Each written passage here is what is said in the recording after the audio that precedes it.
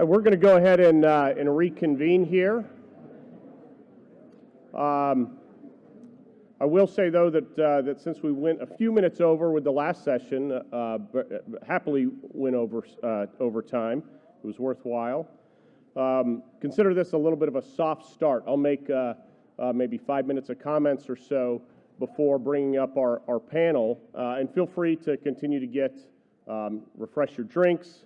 There may be a few more box lunches to wrestle over if you want, as we sort of softly call us back to order before our expert panel.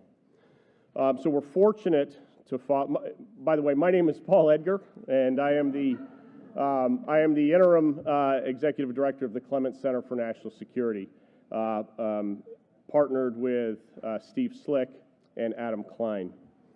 So we're fortunate to follow Ambassador Williamson's talk with a panel of experts on everything that's relevant to today's theme, from Russian history and culture, to nuclear weapons and nuclear strategy, to national strategy, theater military strategy, two very different things, to all the difficulties inherent in post-war settlements, and our panel can touch on all of it. But before I introduce them, I'll warm up the crowd a little bit with a few remarks and a few thoughts on history, and history in this particular part of the world as well. And in order to do that, I'd like to quote at length a writer, journalist, and historian of sorts named Edmund Wilson. Probably not many of you have heard of Wilson unless you have a PhD in 20th century political history, in which case I apologize. Or if you are of a distinguished and honorable age to have read widely in the middle half of the 20th century, in which case thank you for honoring us with your presence today. In 1940, Edmund Wilson published what at the time was perhaps the definitive account, at least in English, of the intellectual origins of the October Revolution and the dawn of the Soviet Union. His book is titled "To the Finland Station," a reference to Lenin's return to Russia in 1917. It also serves as Wilson's account of what history is fundamentally. As many of you probably know, in the 1930s, many in the West, including many Americans, were fond of communism, and Wilson was among them. And I hope this is understandable given their context.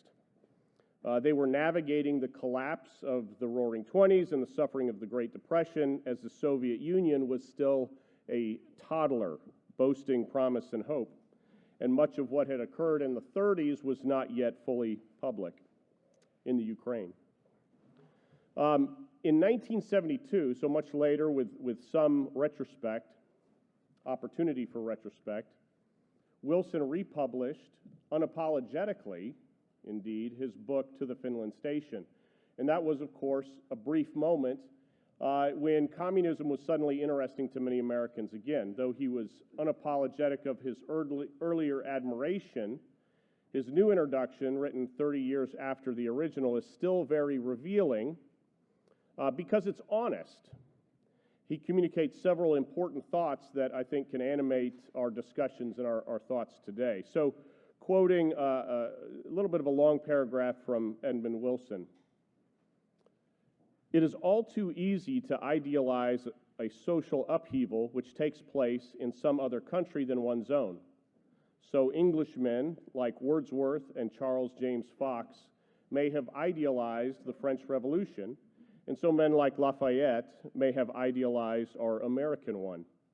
The remoteness of Russia from the West evidently made it even easier for American socialists and liberals to imagine that the Russian Revolution was to get rid of an oppressive past, to scrap a commercial civilization, and to found, as Trotsky prophesied, the first really human society. We were very naive about this. We did not foresee that the new Russia must contain a good deal of the old Russia: censorship, secret police, the entanglements of bureaucratic incompetence, an all-powerful and brutal autocracy. This book of mine assumes throughout that an important step in progress has been made, that a fundamental breakthrough had occurred, that nothing in our human history would ever be the same again. I had no premonition that the Soviet Union was to become one of the most hideous tyrannies that the world has ever known, and Stalin the most cruel and unscrupulous of the merciless Russian tsars.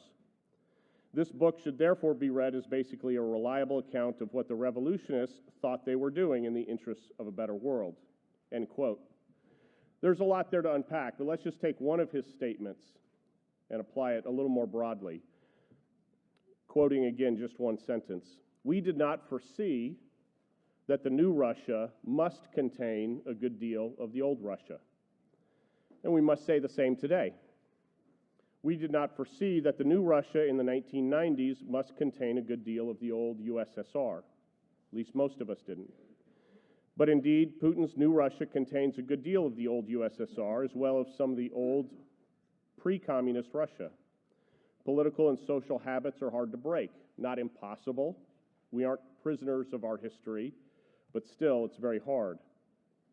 However, that statement is applicable to much more than Russia. We could also say that the new Ukraine, a very impressive Ukraine, must contain a good deal of the old Ukraine. Its struggle against Russia is absolutely impressive. It's inspiring and will be remembered and admired for generations. Nonetheless, as Ukraine battles Russia, it also battles its own ingrained social and political habits. So how can we help Ukraine without aiding or abetting Ukrainian corruption? It's doable. I'd posit that it's necessary and that it's the right thing to do. But it's not easy, and we must face the challenge rather than deny it. We could also say that the new NATO must contain a good deal of the old NATO. Defense budgets of NATO countries have increased, which is promising.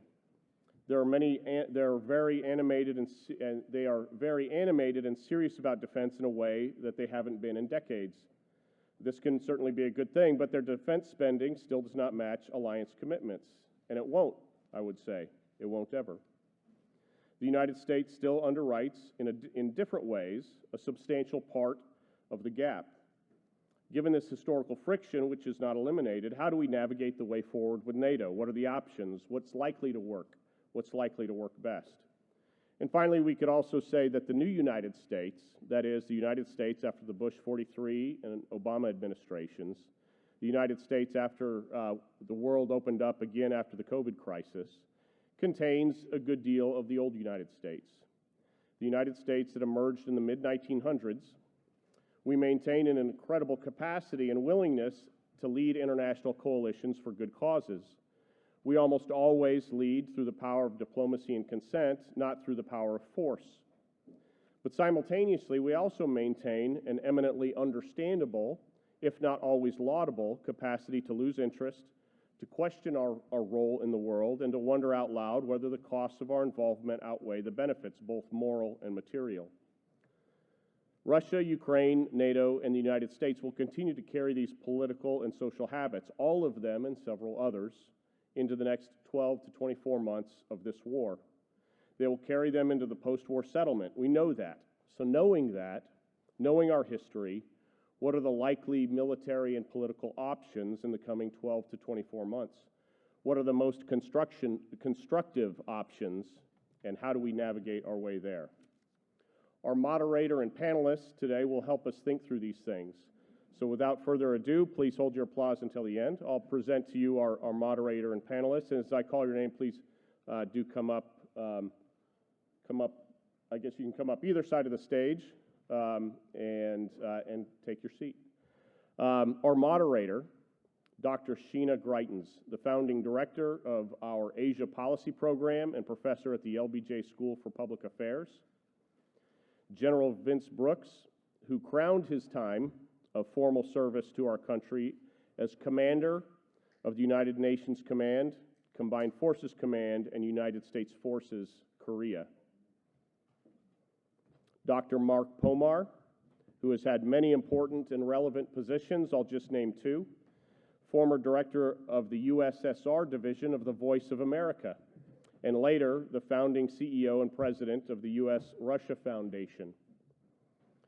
Dr. Susan Colbourn, my special partner in academic crime as an associate director. The Associate Director of the Program in American Grand Strategy at the Sanford School of Public Policy, Duke University. She is an expert in alliances, nuclear strategy, nuclear arms, especially relevant in Central Europe. And Dr. Simon Miles, Assistant Professor, also at the Sanford School of Public Policy at Duke. I would say most importantly, Simon is a Longhorn alumnus, which gives him special powers of knowledge and insight into everything. But he's also a fantastic military and diplomatic historian, particularly of this region. I'll now yield the floor to our moderator, Dr. Sheena Greitens. Thank you for joining us today, everybody.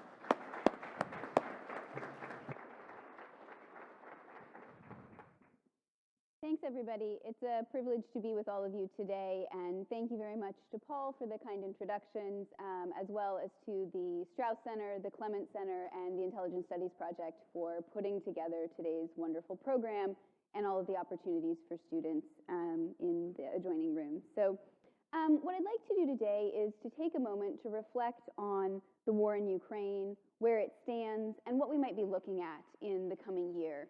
And so we'll begin with a few questions from me to each of our panelists, and then we'll close at the end with a little bit of time for questions from the audience and closing thoughts from our participants. So I wanted to start simply with a question about the state of affairs on the battlefield. And Simon, I wondered if I could start with you and simply ask for your assessment of how are things going? What are the realistic military prospects for Russia and Ukraine as they wrap up this sort of second summer of conflict and look into the fall and the winter? What are the goals or likely campaign strategies that we might see them pursue? What will they be looking to avoid? So just if you could just give us your assessment of what's gone on the battlefield and what we might be seeing in the coming months. Thanks, Sheena. It's great to be back. I think what we're seeing right now is heartening for the Ukrainian cause.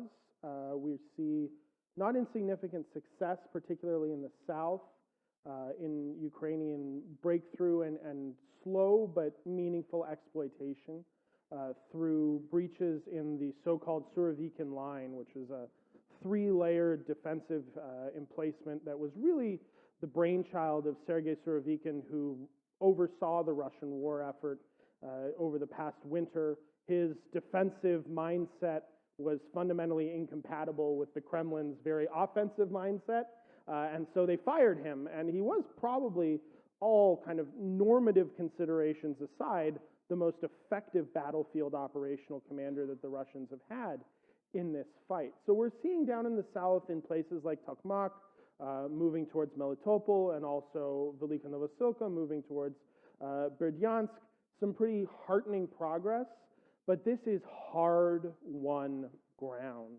The Ukrainian force does not enjoy many of the things which, frankly, for example, their American counterparts would take for granted, things like air superiority, fire superiority, huge breaching and other enabler capabilities to get through these minefields and these physical obstacles.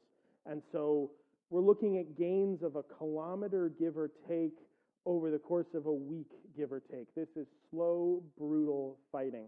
And I should note that there's also an attritional fight ongoing in the east, further north of these attempts to sort of cleave the Russian force into two around Bakhmut, which remains and has been in the news. And I think that the Ukrainians find that they have, at the very least, an attritional advantage in getting the Russians to commit, perhaps overcommit forces to. So all of that is to say that there's good news out there. I think it's nowhere near the rate of gain, evocative of hot knives through butter that many commentators with good intentions anticipated of the Ukrainian military against a Russian force which does have the disadvantages of serious morale challenges, does have the disadvantages of shoddy training, especially in the infantry branch, though not, for example, in their armored branches. which is manifesting itself inter alia in shocking crimes against humanity that we heard about earlier today, but that does have the advantage of the defensive, and that has the advantage of some pretty hardened defensive emplacements that are going to take time to break through.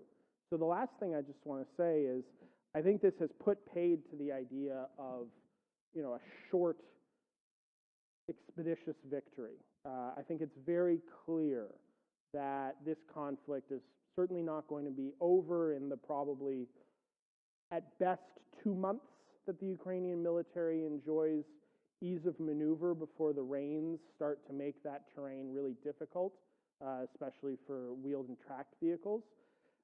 And then it's into thinking about the winter and probably a shift in the Russian approach to more of the infrastructure targeting, which was the hallmark of this past winter in Ukraine. Major air raids, missile, loitering munition, etc. attacks on civilian population centers. And the time is now to start talking actually about the next offensive when the weather and other realities come to play to make that quite much more feasible. Okay. Thank you. General Brooks, I wondered if I could invite your assessment both of what's happening operationally on the battlefield, a similar question to Dr. Miles, what we might be looking at in the months ahead in terms of fighting on the ground, but also maybe to broaden the aperture a little bit and ask for your thoughts on, winners and losers. That's a question that you can apply narrowly on the battlefield, but this is a conflict that has now involved and had implications for much of the globe. Even though it is a localized conflict in Eastern Europe, the ramifications for global politics have been pretty significant and pretty profound. So this is a sort of, overly simplistic way to ask the question, but who's winning and who's losing at both of those levels? Well, believe me, I get asked the question quite a bit. First, it's an honor to be on this panel, and thank you, Sheena, for moderating for us, and thanks to the centers who have made this possible for us today. First, I want to say, Simon, I think you framed very nicely the kinds of things that are happening on the ground. It is difficult work, to be sure. It's not the kind of work that experienced militaries have had to undertake in recent decades, really in recent half centuries, to have such substantial obstacle formations and to bring together the various tactics that are necessary to break through such obstacles is not something that is for the amateur. And in many ways, Ukraine, even with the support and training of U.S. and especially U.K. forces since 2014, are not amateur, to be sure, but they're also not advanced in terms of the more complex tactics, the combined arms tactics, as they're referred to, that bring together artillery and aviation and air forces and intelligence and cyber and all these other things that are part of the emerging art form. That's not in play here. And so we have a much more difficult battle that is occurring with just human souls operating against each other. The ones who are sitting out there in those defenses, on the Russian side, not well sustained, and trust me, that erodes will very quickly. They're not well sustained. They have to look forward to the weather that's coming also, and will suffer significantly while they're in their positions in the changing winter conditions. The rain first, and then the cold following that. In the meantime, where we see successes occurring, elevating just one level, we see Ukrainian successes pointing towards areas that are the shortest distances to places where there's significant or emerging partisan activity, which we should not underestimate. The fact that those areas have gotten a little bit larger over time, the thrust lines appear to be pointing toward them. And if an opening can be created in the defensive lines and a penetration that leads to these partisan areas, then there can be a rapid erosion of the cohesion of the defensive structure. So this is not about taking out every single fortification along the line, and it's significantly fortified, without a doubt. It's about penetrating at certain points and then achieving depth that causes the defensive positions to lose their value. On a level one higher than that, that becomes the aim for how do you isolate Crimea? How do you cause Crimea to no longer be tenable for the Russian Black Sea Fleet? And if they find themselves at risk of artillery attack, for example, or drone attack in Sevastopol or even out in the waters, they will have to be displaced. I hearken back to some other earlier evidences of warfare. Even the war with Spain included this in 2 different places. So if you can get ground forces into high ground who can oversee an area where there's a secure port, for example, that secure port is no longer tenable. And in both the cases in Cuba and in the Philippines, the fleets got flushed and then destroyed as a result of what happened through slugging land action. That's a bit of what's unfolding here. So to get to your question about winners and losers, and yes, it's simplified, I would just say on broad terms, inside of Ukraine, the Ukraine military is winning. Russia is losing. Unfortunately, on a humanitarian basis, the population of Ukraine is suffering right now, and they are losing the most. I have confidence that if there is success in the military actions and potential diplomatic actions, the new Ukraine is going to be very impressive. So what comes out of the ashes of Ukraine created by Russia will be very different. And so there's a potential that Ukraine, population-wise, becomes one of the big winners in this. But if you expand beyond Ukraine, you begin to see a different story, as you alluded to. There's a geopolitical set of implications that have to be understood as well. On the grand scale, I would say Russia is the big loser. Okay, they took a significant gamble. They perhaps had hoped to disrupt the international order, something that I think China was interested in also. And they have not, in fact, disrupted the international order, but solidified the international order against them. That's a strategic loss. And whether that leads to the unraveling of the Russian Federation as we know it, with the new Russian Federation emerging, is yet to be seen. That's a possibility. It should not be dismissed. They may never come out of this the same way they went into it. But certainly, as you look beyond that, China is a loser in this. This outcome, as it has unfolded thus far, is not in China's interest. The solidification of the international alliance system, for example, is the opposite of what China was seeking. U.S. leadership emerging on the international stage in a way that creates cohesion, that is not in China's interest and not in the direction it wanted to go. And being, frankly, tethered through a comprehensive arrangement with Russia, they're anchored to a sinking vessel. And so China has to play very carefully through this episode that we're now seeing, and it will be different on the opposite side. India, I would categorize as a potential winner, particularly as they have taken some of the energy products from Russia. The channels are still open, but getting it at a discount and fundamentally laundering the oil products and other things for resale is providing them some economic benefit. So they're a winner in this when it's all said and done. And I would actually end with the European Union and the United States and Great Britain are also winners thus far. As with any other kind of circumstance of war, it's a matter of wills, it's a matter of fortune and opportunity, it's a matter of risk and chance. And all those things are in play here, and it can change direction very quickly.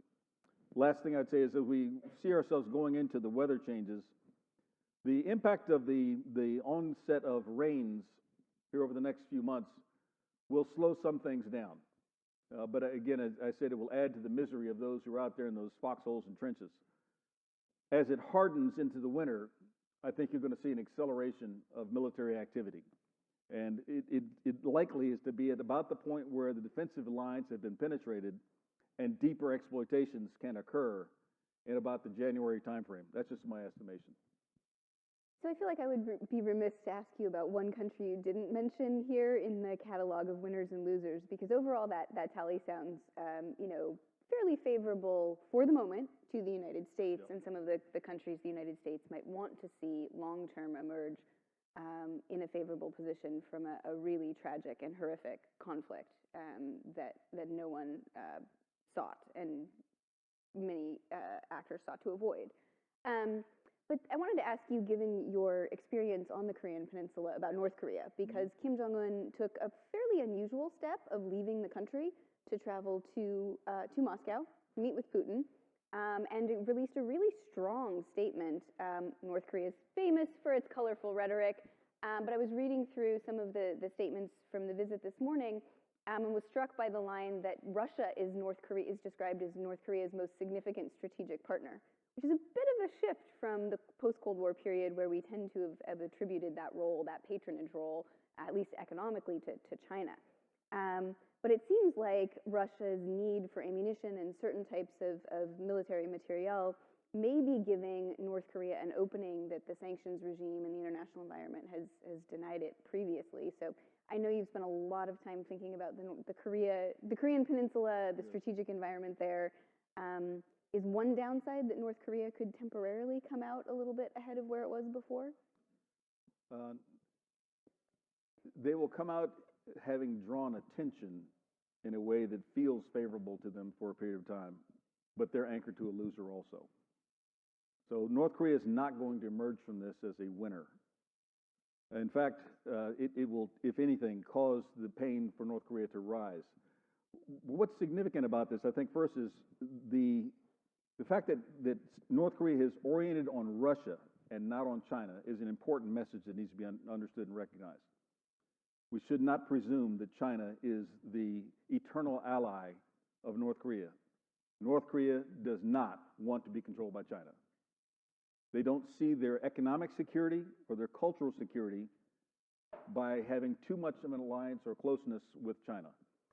On the other hand, Russia is much more pragmatic about their relationships, and Russia has desires for a number of things. Right now, they have desire for some of North Korea's mountains of ammunition that happen to fit Russian weapons. So it's very pragmatic, and it'll be needed for countering any offensive penetrations by Ukraine here in the next 10 to 12 months, beginning in the next 3 months. They'll need lots more artillery, and it's very clear that Russian tactics are very much out of 1942, and they just concentrate artillery wherever they need to, sometimes indiscriminately, without the support of intelligence. So they are not doing precision fires. They have to do mass fires, and as a result of that, their consumption rate is extraordinary. And it could be that North Korea's industrial base becomes a provider for Russian capacity that they can't meet on their own. In that regard, some North Koreans are going to get some more work, and that'll be good for Kim Jong-un to take some internal pressures away. Let me just close this by saying that as North Korea tries to posture itself with Russia's support, I think it's going to bring into question a different set of strategic concerns.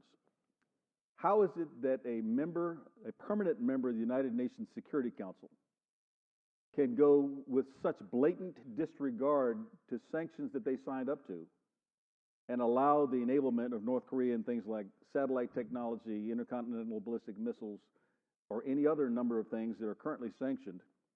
And should they still be in the United Nations Security Council? So we might see in the next 2 years a skillful maneuver, especially given that China now has been dissed. China will have less and less interest to stay connected to Russia in the UN Security Council. And I think it's not inconceivable and would actually be desirable through skillful diplomatic maneuver that Russia is ejected from the United Nations Security Council within the next 4 years. And that's a completely different international calculus. That's what North Korea has just signed Russia up for. We could be looking at a very different world if that comes to pass. Something that we haven't seen since 1945. Thank you, and sorry to double up questions, but I felt like I would be remiss if I didn't ask you about the North Korea angle here, given this morning's developments. Dr. Colbourn, can I turn to you and ask a little bit about NATO's role? Given what we've heard from Dr. Miles, from General Brooks about what's going on the battlefield, about sort of the strategic environment, what should or will U.S. and NATO military involvement look like over the course of the next year or so? Thinking about the arms provision, thinking about advising and training. How do you think they will calibrate levels of support, which has been kind of a perpetual debate? Are we going to send this type of weapon at what time? First, the answer is no. 6 months later, it turns into a maybe or a yes. So we've seen shifts, and different alliance partners, or members of the alliance rather, move forward at different times in terms of their comfort level with support for Ukraine. So I wanted to just ask you, what do you see as the likely prospects for U.S. and NATO involvement, and what might be the biggest challenges or points of difficulty that the alliance will have to grapple with in this environment and with that trajectory?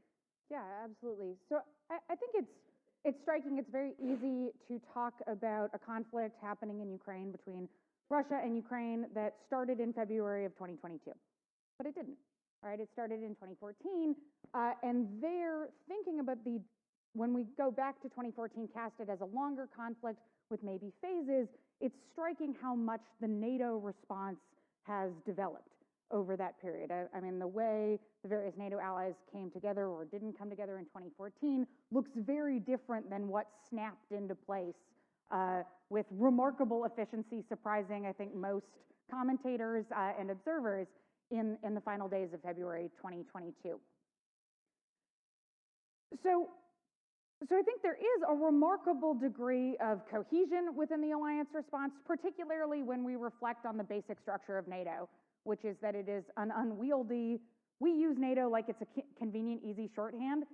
It is an organization of 31 member states, all of them with their own domestic politics, national priorities, militaries, bureaucracies, civilian institutions, political parties, the whole 9 yards. It does not move anywhere in unison easily. We talk about NATO because it's easy for us, but it's a simplification of a whole bunch of complicated things. So there is a remarkable degree of unanimity and consensus there, and it has been striking to me how long it has lasted into this phase of the war. It's not to say everybody's on the same page, of course, but it is striking in how resilient it has been, particularly if we contrast to some earlier episodes in the alliance's 7 decades or so. But if we think about what the United States or NATO might do going forward, I think because of the military situation, because we are starting to see that this is going to be a longer, protracted conflict, that there are not necessarily easy solutions, we're starting to get to a place where the alliance is going to need to deal with some really, really difficult questions, questions they have punted on, questions they have hoped to avoid or that maybe would never be called. I'll talk first a little bit about the military aspect of what NATO and the United States might do to support the Ukrainian war effort, and then I want to talk about some of the political implications, because there's some interesting strategic and big macro political questions. I think in terms of military support, the single best thing NATO and the United States can do is to continue providing the Ukrainians the things they need to fight a war, right? That means training. That means advising. That means being creative about new ways to introduce new types of training and advising, right? Can you build up an infrastructure to strengthen Ukraine's ability to train their own? Means ammunition, a lot of ammunition, and then even more than what you think that should be, right? It's easy, and when you open the newspaper, it's tempting to think that we are arguing about all the big, flashy, expensive things, right? It's F-16s. That's the thing that everybody is talking about in the papers. There's a debate to be had about whether the F-16 matters, about what role air power is going to play, but ammunition is what the Ukrainians need the most. And so I think it's easy to forget the nuts and bolts of fighting a war and think that that's not the most supportive. They need night vision. They need the basics. And so making sure that those continue to be provided. I think for NATO in particular, the biggest issues and struggles and debates on the horizon are of a political persuasion. And I say that for 2 reasons. There is always the possibility that changes in domestic leadership in one or many NATO member states could change the way the alliance approaches the issue of supporting Ukraine, how committed the alliance is to its support for Ukraine. There are also very, very large questions lurking on the horizon about what NATO's relationship to Ukraine will be like in the future, and what is the best way to provide for Ukrainian security. So if you follow this in the news, there was a flurry of activity just before the Vilnius summit when the allies met in Lithuania about whether or not they would move off the Bucharest formula, the 2008. The door is open to Ukrainian and Georgian membership in theory, but no concrete steps towards that. And a flurry of activity that happened. The summit didn't really move the needle that much on what that formula looked like, and then that died down. But I think right now is the time that allied policymakers, looking ahead to what will be a huge summit for the 75th anniversary of NATO next spring or summer, really need to be starting to think about what that relationship is going to look like. And I would say that has huge implications, not just for the alliance and its future shape, but for the entire political project that the United States and many of its allies pursued throughout the Cold War, right? And into the post-Cold War period. Is it possible to build a Europe that is whole, free, and at peace, where societies have the right to determine what kind of government they want to live under, what alliances they belong to, how they want to seek their own security? And so the very foundations of the order the Americans and their allies hope to build in Europe is being contested in Ukraine right now. And what NATO feels comfortable, is willing to offer Ukraine in the way of security, will have huge ramifications. And there are no easy answers to that question, of course, but I think we should be prepared for very serious and robust debate about what that looks like and what the viable options on the table are for the United States and its allies to offer the Ukrainians that can give them a degree of security. Let me ask a question that has sort of loomed over this conflict and NATO's role in the conflict at various points, been more visible and more prominent in public discussion, and at other times receded. And that's this question about the risk of nuclear escalation and how that shapes NATO decision-making on the conflict. And so Dr. Colbourn, Dr. Miles, either one of you can comment on this one. But, you know, there's been expressed concern about Russian willingness to use nuclear weapons, either tactical, probably more focused on the tactical level. But how has our understanding of Russian willingness to escalate in that dimension changed over the course of the conflict? Do we see it as likely if Russia is losing on the battlefield? How does that shape our understanding of Russian willingness to embrace risk and escalation risk? And what is the best way to respond to or to manage that risk for the U.S., for NATO, and for the international community? Well, I think we all intuitively actually know the answer to that. And the best way to respond to bullying is not to just give up your lunch money every time. The best tool that Russia has is, in many ways, the threat of nuclear use. And though I started with a joke, the Russian Federation and the United States are the only two countries on this planet that have civilization-extinguishing nuclear capabilities. This is, to put it very mildly, serious. And as such, thinking about escalation, thinking about retaliation is something that requires a very clear understanding of how high that ceiling is. That being said, there are worse things than running risk of escalation, and that is cementing in the eyes of not just Russian policymakers, but their Chinese and their North Korean counterparts, that if you have nuclear weapons, you can do whatever you want and you'll never pay a price. And so I think it has been very unhelpful in many ways, the public hand-wringing that the Biden administration is engaged in about red lines and the provision of weapons causing some kind of escalation. Those weapons have, in turn, actually been provided, and we're all still here. So I think my own personal assessment of Russian nuclear use likelihood is extremely low, and there are a few reasons for that. One, as General Brooks mentioned, central to Russian military doctrine is the mass employment of fires of artillery. Central to Soviet military doctrine was the belief that you could use a tactical nuclear weapon on the battlefield and in short order fight through that fallout. That has since been debunked by actually the scientists who wrote all of the evidence that supported that theory, who explained that they basically did this on orders and none of them thought this would ever happen. But the actual military utility of a nuclear weapon, I think, is highly questionable on the battlefield for the Russian Federation, and in fact could have highly counterproductive results for them. I think it's fair to say that the real and challenging differences of opinion in NATO and indeed within the United States would evolve in the event of nuclear use, and not in a way that's positive for the Russians. Ditto the People's Republic of China and India, who I think would take an extremely dim view, to put it mildly, of Russian nuclear use.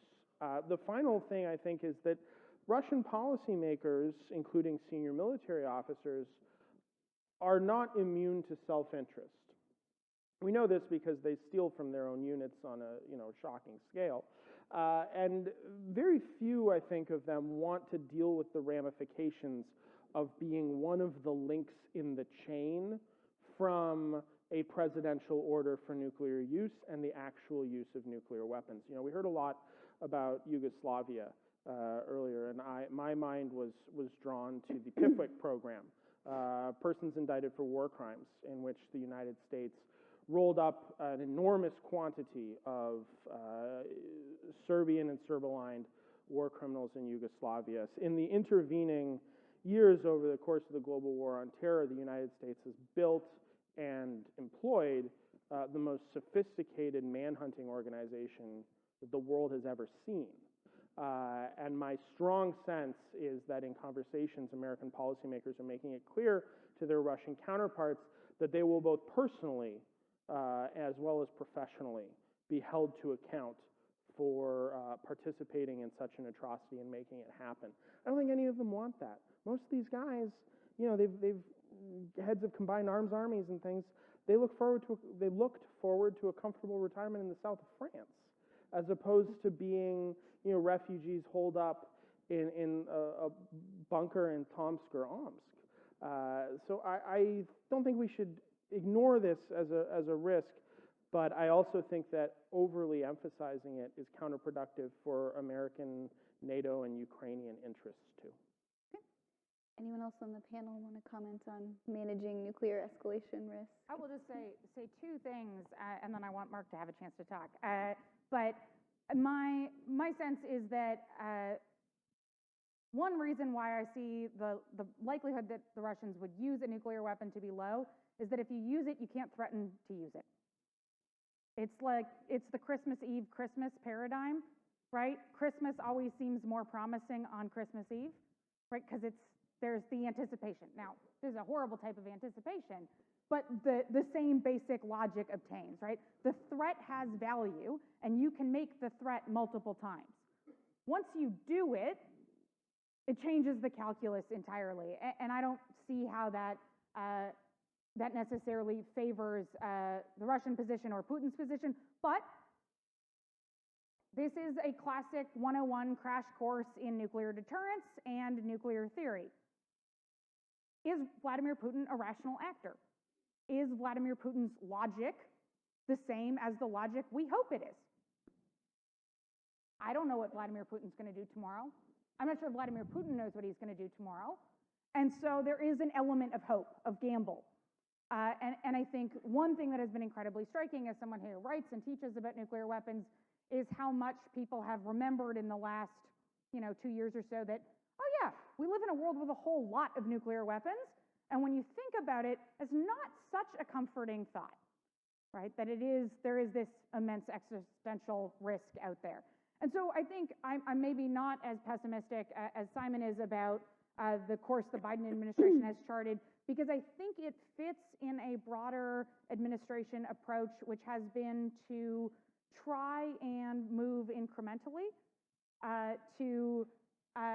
and hope that there is a little pressure from somewhere else before they move off their position. It hasn't always worked with the NATO allies because historically our European friends and partners, our Canadian friends and partners are not the most forward-leaning in their risk tolerance. But you can see that sort of moving weapon system by weapon system has made it more palatable or maybe reduce the risk in some respects. So I think there's trade-offs, to be sure, of the strategy, but I can understand maybe some of the logic there. Thank you. Mark, I do want to turn to you, and thanks for your patience, and ask about some of the longer-term consequences of what we've seen unfold over the course of the conflict so far. As I think the comments this morning and some of the panel discussion has already made clear, we're looking at really significant damage to the fabric of Ukrainian society and significant changes in Russian society as well as a result of the war. Probably a little more debate over the extent that the war has impacted the Russian population. But really, trauma, especially for the people of Ukraine, that can have long-term consequences. And so I wanted to ask you to talk a little bit about what you see as the road ahead for the families, the individuals, the societies that are undergoing this ongoing trauma that's playing out over the course of the war. Well, thank you very much. It's delightful to be here, and I'm very happy to be on this panel with my colleagues. I'd like to pick up on what General Brooks started by saying winners and losers and to what extent, but really focus on Russia and Ukraine kind of post-conflict, post-military, whether this shooting and bombing ends with an armistice, as some predict, or possibly with a peace, which I think is less likely. You have two very large countries that have undergone tremendous trauma, tremendous destruction on the part of Ukraine. And I think what we're going to see is the war is going to have deep consequences for years and years ahead. And we could very well find ourselves several years from now sitting and discussing this war well after the military conflict has ended, but all the social, political, and other conflicts that arise. And I thought very briefly, as I see it at least, looking forward post-military conflict, you've got Ukraine, and I think we probably have a hard time imagining just how much destruction has taken place. People's lives lost, buildings lost, cities lost, and yet I think from that, Ukraine is in a much better position than Russia. I think what we heard this morning from Ambassador Williamson, the way in which Ukrainian Ministry of Justice is working with the United States is just one example of the desire of Ukrainian society. And by the way, it's a very vibrant civil society. I've had years of experience working with Ukrainian civil society, and I've been amazed by how well they can self-organize and the extent to which they want to be part of the West. Paul is right, they have a history that they have to overcome, but I think the desire to overcome that history and to be more part of Europe, connect more to Poland. Poland's a very, very important sort of magnet for Ukraine. Remember, just historically speaking, most of Ukraine, today's Ukraine, was under Poland for many, many years. And we shouldn't forget the close, close ties between Ukraine and Poland is obviously. So I think, Ukraine is the size of Texas. It's large. Parts of it have been destroyed. Other parts hopefully will not be. But I think Ukraine will come out of this conflict, despite its problems, with a lot of positives. That's not the case with Russia. I think I follow Russia carefully. I've been following it since the early 70s. So we're looking at 50 years of looking at. And what stuns me about today's Russia is the extent to which they have gone backwards and backwards. And just last week, they've introduced a mandatory, mind you, a mandatory textbook for every entering college student, written by the Ministry of Education. So the government writes your textbook as to what you're supposed to believe, what you're supposed to say. I mean, this is going back well past post-Soviet to some form of Stalinism. It's picking up the kind of worst hyper-xenophobic, anti-Semitic writings of the 19th century. I mean, you're watching a country head in a very, very negative direction. So aside from the losses militarily, aside from its relationship with the rest of the world, internally it's going down a very deep, dark path. Demographic problems. So I think what we need to be also looking at going forward is we've got a large, powerful military nuclear country going down a dead end with a lot of repercussions, I think, within Russian society that we have to expect. Remember, millions of people have left Russia, escaped Putin's Russia. Some will come back. There's going to be discontent within the country. So basically, from a national security point of view, Russia is going to be a very dangerous, very troublesome country that we're going to have to deal with. And I think that as much as we're all, and I am very much rooting for Russia's defeat, in that defeat will come all kinds of problems that we have to be anticipating. How are we going to deal with it? How are we going to deal with a nuclear country that is that troubled? Where are they going to go? With whom are they going to team up? So I think I see the winning and losing from that point of view. One of the lessons of history is that the way that wars end and the way that losers are treated has some really long-term strategic consequences. If you look at both Europe and Asia, the terms on which wars were ended often shaped the face of subsequent conflict and patterns of war and peace. If I may just add, I think the enmity between Ukraine and Russia, and remember they have a 1,000-mile border or 1,000-kilometer border, is going to be a difficult point for European security as well. Because I don't think that's going to just all of a sudden, everyone's going to be friendly and nice. I think there's going to be a lot of problems between the two countries and, of course, involving others. I also want to point out something General Brooks mentioned, and that is the disintegration of the Russian Federation. Because I think in a troubled Russia, remember they are made up of many different nationalities. They're very large as a country, and there have been movements in the past of separation. We know, of course, the Caucasus have been one area. Tatarstan in the middle of Russia is another predominantly Muslim area that has ambitions of being somewhat separate. You have China looking at eastern part of Russia and seeing that as historical Chinese lands. If I'm not mistaken, there's a Chinese map that has Russian cities with Chinese. It's old Chinese names on that map. I mean, Russia is ripe for disintegration, much like the Soviet Union disintegrated in 1991. That poses a whole set of other problems. What do you do with nuclear weapons? How do you control them? What happens with the army? So I think the problems of the war, the end of the war, is going to start a whole series of other very, very serious national security problems for the West. Well, let me maybe ask the panel before we turn to questions from the audience about the prospects for the termination of the conflict. You mentioned peace versus an armistice, and we've seen, suggestions for settlement by certain actors at certain times. China at one point put forward a fairly vague peace proposal that hasn't gotten traction.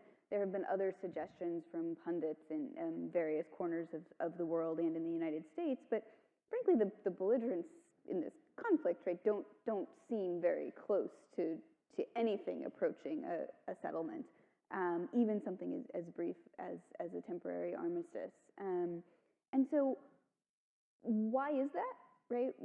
Given the destructiveness of this conflict, why is it hard to find a space terms upon which the conflict might be paused or limited or ended? What do you think would have to happen to start those conversations in a more serious way and even bring the parties to some kind of settlement? And in particular, to pick up on the topic this morning, how does this discussion about war crimes and the nature of that, does that change either the terms of a potential settlement or the process by which that settlement might be reached? any of you have thoughts on that question? I'll just throw a few observations. First, I think we have to be very careful about, I'll call it preemptively stopping a war that is in progress. I know that sounds terrible, that war would continue and that the death and destruction that's ongoing would also continue and be multiplied. Sometimes the fire needs to burn itself out. Now, what causes it to stop?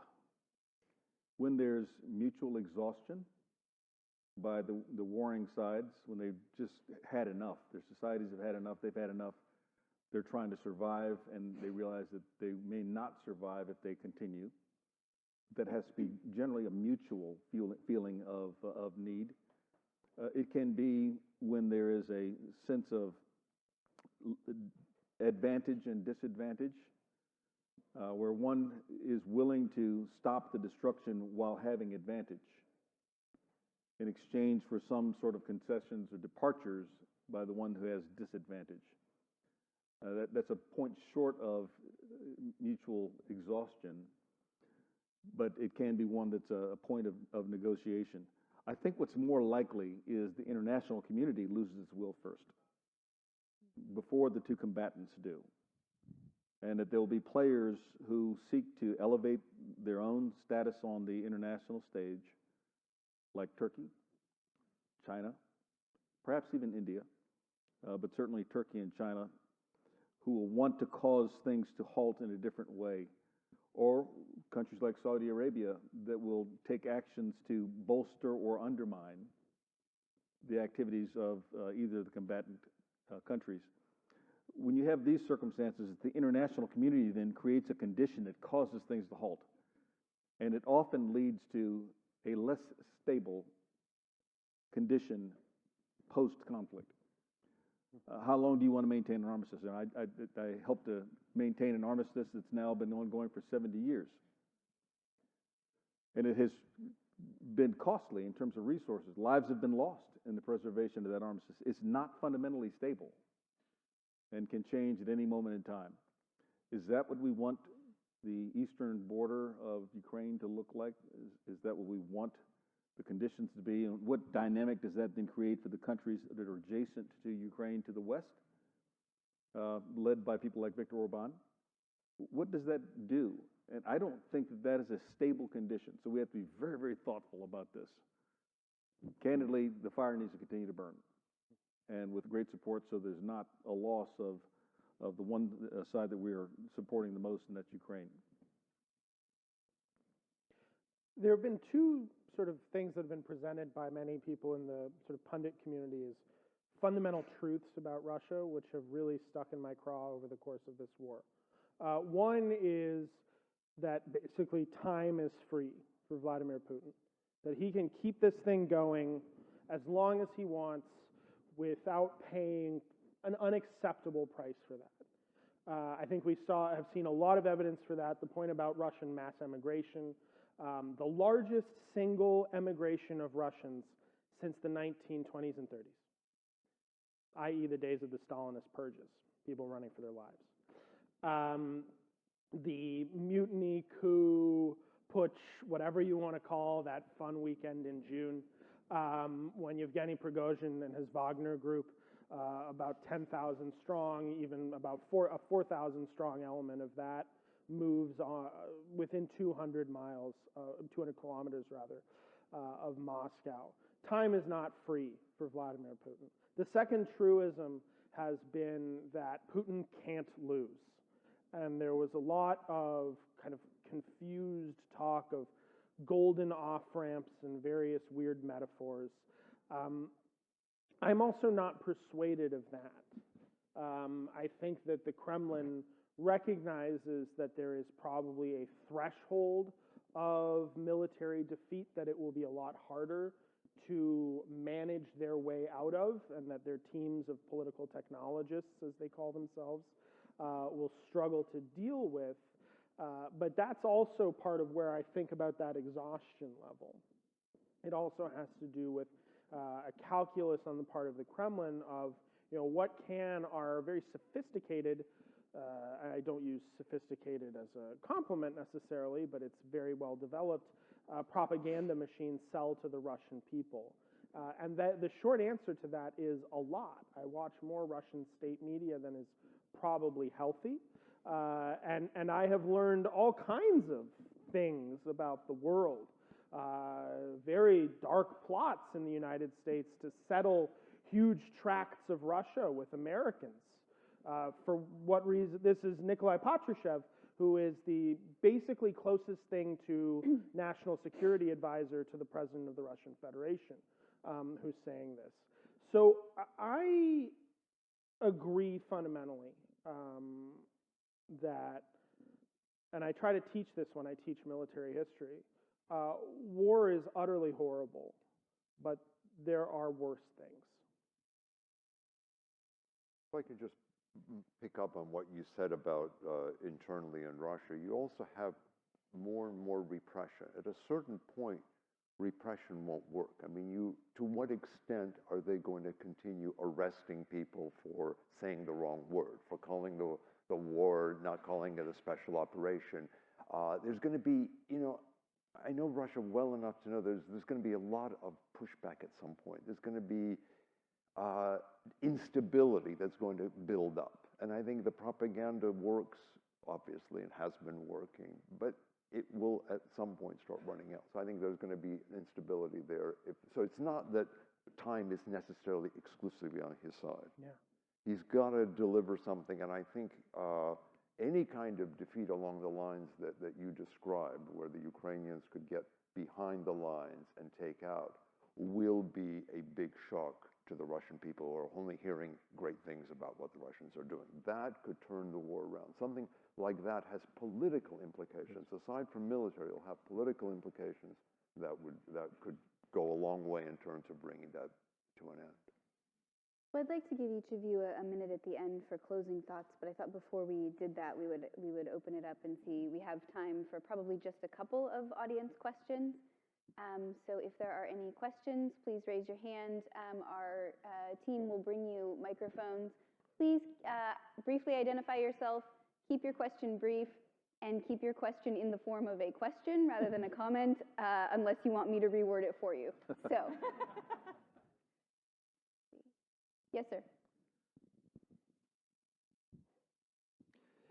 Yes, when the war is finally over, whenever that is, a couple of years, 3, 4 years, I'm guessing it's going to look a whole lot what the principles of Minsk II, where the people in eastern Ukraine, they identify as ethnic Russians. They'll never submit to Kiev unless they're part of some kind of autonomous federation. So I guess my question is, why did 3 U.S. administrations, and this is Obama, Trump, and the Biden administrations, why didn't they get behind Minsk II full stop? I mean, instead we've had the last year and a half of, literally hundreds of thousands of people have died. Ukraine is being destroyed. A fourth of the country or more are now refugees or internally displaced. So why did 3 U.S. administrations, instead of getting behind Minsk II, which is kind of how it's going to look at the end of the war, why did they instead choose to ramp up a new Cold War with Russia? Because Minsk II was a racket signed by the Ukrainians with a gun to their head, and with the Germans and the French basically physically holding them down in the chair and shoving the pen into their hands. Minsk II was far from a good deal. It's regrettable that the Ukrainians put pen to paper. I understand why that choice was made, however. And as for the sort of bifurcation of the country on east-west lines, I think, I've got a long list of myths, and I would add that to it. I've spent not only a great deal of time in Ukraine, but in the last year or so, an enormous amount of time in Warsaw, and where Ukrainian refugees are omnipresent. And one of the most interesting phenomena that I've noticed was the shift in how much Russian I was hearing spoken in the streets, which in March of 2022 and April of 2022 was a lot, and how much more of that was Ukrainian. And I asked some Ukrainians in Warsaw about this, and they noted that these were folks from the east of Ukraine, who had decided that they would rather be speaking Ukrainian than Russian, and Russian had been, in many ways, their kind of lingua franca earlier. Because of the experience of watching, as we all have, the violent destruction of their communities, such that any affinity that they might feel for the Russian Federation has been, I think, brought up to date with reality, and how the Russian Federation has treated its so-called friends, right? They say that they're going to war to defend these communities, and they're flattening these communities. That's not the behavior of a friend, to put it mildly. And so I think the mistakes that the Obama, Trump, and Biden administration have made, and I'm on the record identifying plenty of them, have not been to try to get the Ukrainians to give up more, but rather have been to fail to provide the Ukrainians what they so desperately need today, which are the tools to defend their country. And the sense of cohesion in Ukraine today is palpable and real, and I think it is a direct challenge to this myth of a country split in half, and that the East will never accept working with the West. Of course, there's going to have to be federalism and, political structures which give local representation, but this is also true of the United States. One of the sort of interesting pieces of what happened between 2014 and 2022 was actually the empowerment and reform conducted at the subnational level in Ukraine, which, at least from what I've read, has made both political and military differences in the way that this particular conflict has played out. I thought I saw a hand over on this side, and I wanted to follow up. Yes, sir, in blue. Thank y'all for being here. General Brooks, I have a question for you. You mentioned that piercing through those defensive lines and gaining that depth to then let the defensive interior deteriorate was the goal for the Ukrainians. Now, in a conflict where the Russians have more artillery, more ammunition, and more manpower, how is this possible for the Ukrainians? Okay, thanks for the question. All of what Russia has committed militarily is not in use. So a lot of them are in defensive positions and defensive lines and just dealing with the elements right now. So they're not under physical attack. Their ability to relocate those is dependent upon the lines of communication that exist inside of the occupied areas of Ukraine, or the Russian-controlled areas, to be more friendly about that. It's the thrust lines I'm talking about tend to sever those particular lateral lines that are inside the controlled area. That also happens to be where the command and control locations are for Russian forces. The logistics hubs are located. The artillery stocks are located. So all these ammunition rounds that are going to come in from North Korea have to be stocked somewhere, and it's likely to be along that same area. So this penetration at operational depth begins to erode the ability to create the mass that is part of their doctrine. Now, will they fight that tooth and nail? Yes. I think that's probably why they're trying to ammo up right now. But if that occurs, if the penetrations occur before they can get to that, it's very difficult to maintain cohesion. So the positions that are left along the line are superfluous to the outcomes that are happening in the war. They have to be dealt with eventually. But it's not entirely inconceivable that many of them will flee their positions. We've seen that happen with Russian forces in the past. So when under direct pressure, they hold the line very well. But when bypassed, they leave their positions.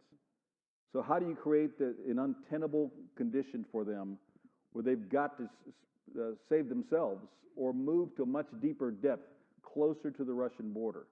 I think that's what's more likely to happen. That's why I think that'll be the case. Can I just add really quickly? I think part of the conversation should not just be about ground control, Yes. but also fire control. Yes. And the utility of even what might look on a map to be a fairly modest physical gain in terms of territory controlled, recaptured by the Ukrainians, gives them the ability to interdict and harass those Russian ground lines of communication. That is to say, they don't necessarily need to punch through to the water in order to de facto cut off Russian units, including in Crimea, from their supply networks, which are in Russia proper and Belarus, including, of course, being able to harass Sebastopol and the Russian Black Sea Fleet. And then depending on what happens in these areas that have partisan activity, the closer you get to that, the more active and emboldened partisans tend to become. That's a double-edged sword, because among the disruptions that happen to the Russian forces in the surrounding areas, and there will be disruptions to them, there can also be retribution actions. And so we suddenly begin to lose the moral high ground if there's not a quick link up and establishment of governance by Ukraine. So that'll be something to watch also. Final question in the middle here, and then we'll go to the panel for quick closing comments.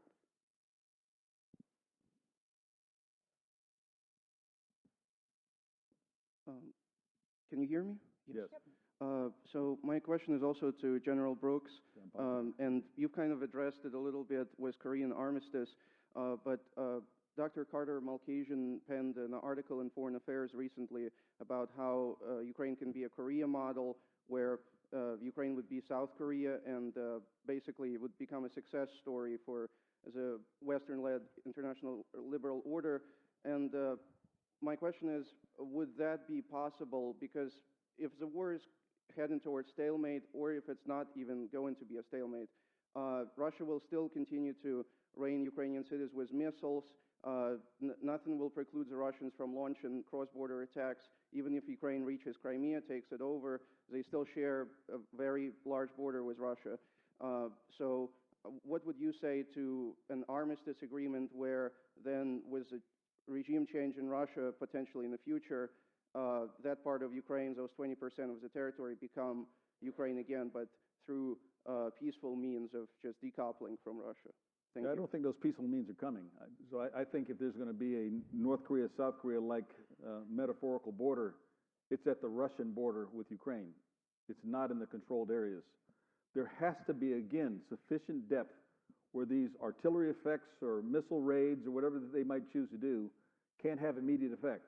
And that might mean a deeper buffer even into Russia. That could be the negotiated outcome, that they're back 40 kilometers from the internationally recognized border between Ukraine and Russia. But I don't think it's going to be inside of Ukraine that will be a satisfactory outcome. Thank you. I know there were a few questions that we didn't get to, and my apologies to those of you who we didn't have time to turn to for your questions. I do want to make sure, I'm mindful that some of you may have to stick to our 2 p.m. stop time. So I wanted to close by asking each of our panelists if they had any final thoughts, things we didn't cover, things that you've reflected on as the course of the discussion. So we'll just go down the line from Dr. Miles to General Brooks and ask you for 1 minute-ish of closing thoughts. Sure. I think first and foremost, there needs to be a very clear sense in the eyes of policymakers across NATO that they need to be prepared for a long war, and that means that the time has come for long-term action, as opposed to just short-term provision of piecemeal goods, whether those are new capabilities or rapidly dwindling stocks of artillery ammunition. And so it's tempting to get caught up in the will they, won't they of the ATACMS sort of long-range precision artillery system. But really, I think the conversation needs to be about what are we doing right now to support the training of more and more Ukrainian soldiers who are not just qualified in soldiering skills, but also in interoperability and combined arms warfare, which is a fundamentally super hard thing to do. And I think it's time for the United States to step up and make use of the enormous training facilities in California and indeed just at Fort Hood, right up the road in Killeen, to give the Ukrainians some space to start exercising that. And I think this is critical, to train up their staffs, right? It's one thing to train individual soldiers in individual infantry operations. Hugely important, don't get me wrong.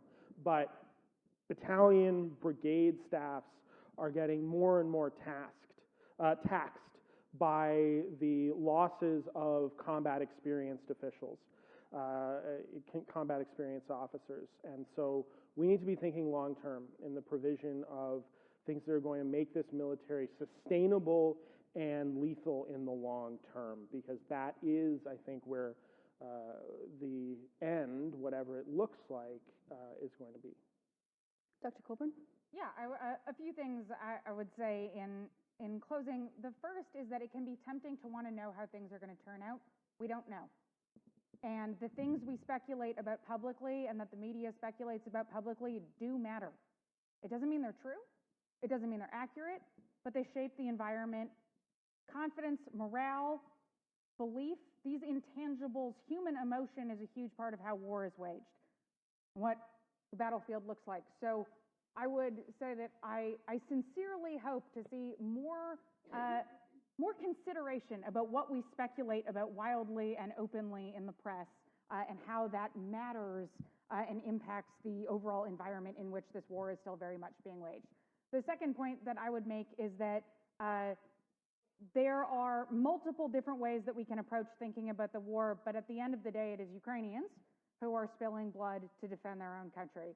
And we should, I believe, give them what they need to repel that invasion, but we should remember that at the end of the day, it is up to them to decide how they will run their country. That is exactly the principle they are fighting for and why it's important for us to support them. So we might not agree with everything every Ukrainian decision maker makes. They are fighting for an idea for themselves, for their future, and they're doing that for ideas we believe in the West and have championed. And so we should cut them a little bit of slack that they don't get everything perfect in the heat of the fire. If I can pick up on that, I would say that the U.S. has a strategy and a plan for dealing with Ukraine, a very positive one. We heard about it earlier this morning from Ambassador Williamson. If I were sitting in Washington in the policy planning office at State or the NSC, Russia would be my number one concern, because I think we need to, as a country, develop some kind of long-term strategy of dealing with a large, complicated, dangerous country. We are back to pre-1958. And the reason I say 1958 is because that is when the Eisenhower-Khrushchev first agreement on cultural and educational programs came into being. And that changed the nature of the relationship between the United States and the Soviet Union. When you first had Americans going to the Soviet Union to study, you had Russians coming to the United States. You had cultural activities, you had music, arts, and so forth. Very small, but it was the first step toward a set of relationships. We're now pre-1958. We have no relationships, no contacts, no programs, no research. No American can go to Russia, or should go to Russia. Yeah.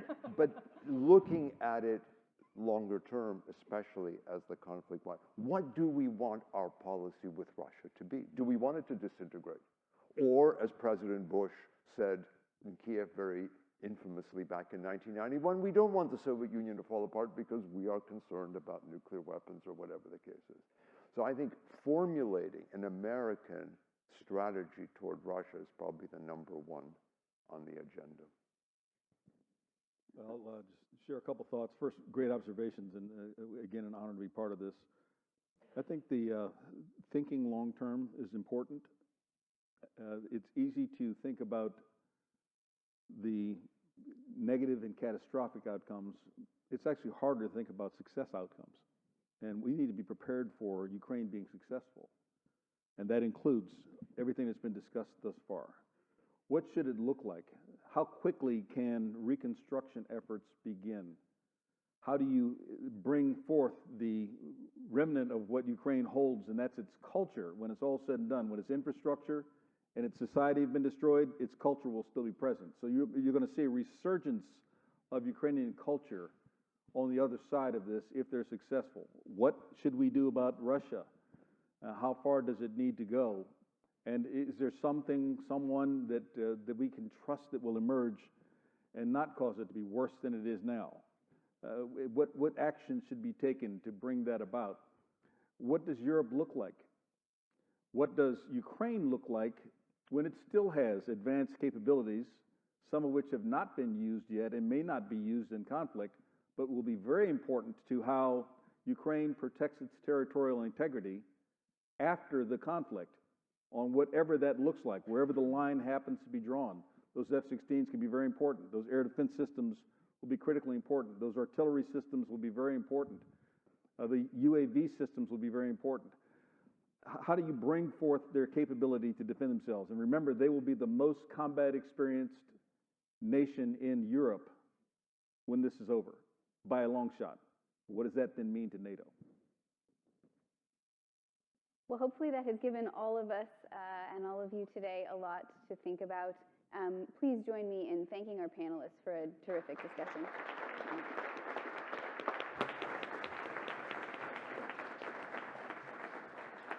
Yes, thanks to our panelists, thanks to our moderator, and thanks to our keynote speaker, Ambassador Clint Williamson. Thanks for coming today. We have more, not today, but we have more. Wednesday, next Wednesday the 20th, we have a virtual talk, public talk by Ji-hoon Park, a North Korean dissident. And the day after, this is sort of the week of dissidents, Thursday the 21st, Alexander, and I hope I pronounce it properly. If I don't, Mark Pomar can correct me. Podrabinek, a Russian human rights activist, talking about Russian opposition to totalitarian rule. So check our websites for details. Thanks very much for coming.